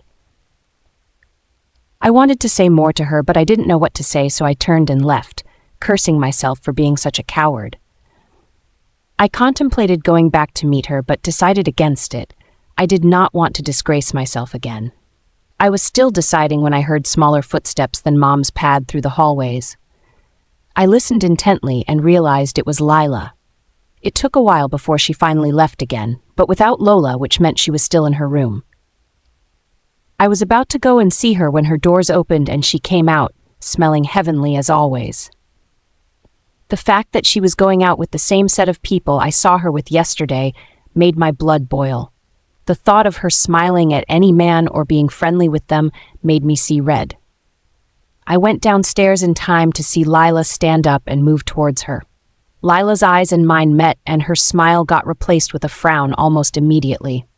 Knowing that it was going to get on my nerves, she talked about a Greg wanting to see her before dragging her out of the house. I saw red and wanted to go after them, but refrained from doing so. I turned towards my room and mind-linked Nathan. "Hey, man, so you know where Lila is headed?" I asked immediately. I sensed his presence in my head. "An ice cream parlor." "Why do you ask?" he asked. "Because we're going to that same ice cream parlor. Be ready in 10 minutes, bro," I said before closing the mind link. I should have stayed at home, I thought, as the pack ambulance wheeled away the Greg guy. The look in her eyes was the one thing that hurt and haunted me. She looked terrified of me. Lola's POV. I was dumbfounded as the pack medics carried Greg away. I looked towards Adrian with fear in my eyes. Would he go berserk on me too if he doesn't like what I did? Will he go around beating people and making a bad name for me when he did not even choose me? Even for a fact that Greg is a werewolf, he could not easily recover from his injury, and the pack medics had to be called in to take care of him. That was how bad Adrian hit him. Avianca, Lotana, and Alex all looked at me differently, and I couldn't help the sigh that escaped from my mouth. Lila was the only one who stood by me as the medics left. Lola, He wanted to speak up when Lila shut him up. This is not the time to apologize, Adrian. You shouldn't have done it if you'd have apologized for it.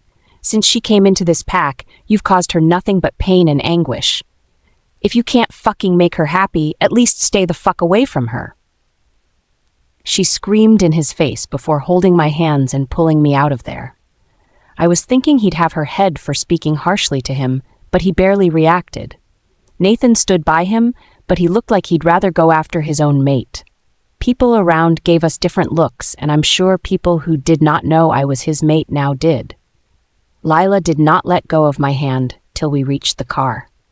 She entered the car and she took a deep breath before turning towards me. "Are you okay, Lola?" she asked, and I did not know how to answer her question. Was I okay? I nodded my head and she looked like she did not believe me. "You can tell me how you feel, Lola. It's okay not to be okay, don't you know?" she said gently, and that was when my tears broke and I started crying. I wasn't okay. I wasn't fine at all.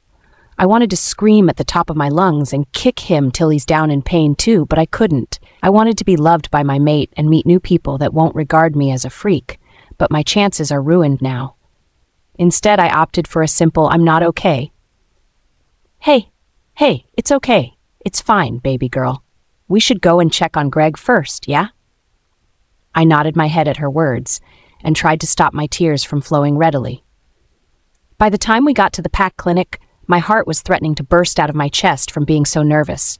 What if they do not want to meet me? What if they cast me aside and decide that I'm not worthy of being in their presence? My thoughts were racing miles per hour, and I had to hold my hands tightly because they were shaking. I swear I can feel the gears turning in your head. Don't overthink what might happen or be. I'm sure Greg doesn't hold anything against you, and the rest of the group will eventually come around. It's just time, she said reassuringly before we stepped out of the car into the clinic. We asked about Greg once we entered the clinic, and because it was a pack where almost everybody knew everybody, we were easily directed to where he was. As we got closer, we saw Avianca, Alex, and Lotana coming out of the room he was in. Lotana's eyes hardened immediately she saw me and was about to charge at me when Alexander held her back. "What the fuck do you think you're doing by showing your face here after what you did?" she shouted, and I took a step back from her. I'm sorry," I stuttered out, and she gave out a fake laugh. "Sorry? Of course you're sorry. You're not the one lying on the hospital bed because your mate decided to go ballistic on my brother," she shouted again. Brother? Greg is her brother? They look nothing alike. The image of Lotana being held by Avianca and Alex sparked a memory in my head. It was a memory of a younger me crying out for my parents and brother. I never remembered having a brother all my life. The memory was so vivid, it felt like I was witnessing it at that moment. Lotana was still shouting at me, but I couldn't hear what she was saying. Lila was beside me, but I couldn't hear what she was saying either. I was in that memory, and I could feel myself shaking uncontrollably with tears rolling down my face. My younger self looked so sad and beautiful, and my heart couldn't help but break for her. Everything suddenly went quiet, and all I could hear was a buzzing sound in my head. Lila's mouth was moving, but I could not make out what she was saying. What's going on? What's wrong with my body? Why can't I move nor talk? I could see Lotana, Avianca, and Alex run towards me too. There was panic in Lila's eyes, and I wanted to know what made her look so afraid, but I wasn't able to. It was like I was trapped in my own mind. I felt myself being lifted and carried to one of the hospital beds, and I wanted to scream at them that I was okay, but nothing was forthcoming. I was suddenly not in the hospital room anymore. A blinding white light shone onto my face, so I closed my eyes. When I opened them, I was back in the garden where I met the moon goddess. My scars were no longer visible, and I was in a white gown like before. I was about to shout into the garden when a bright light came on in front of me. I could see the shape of a woman in a white flowing gown, but I wasn't able to see her face due to the light that shone from it. "Welcome back again, child,"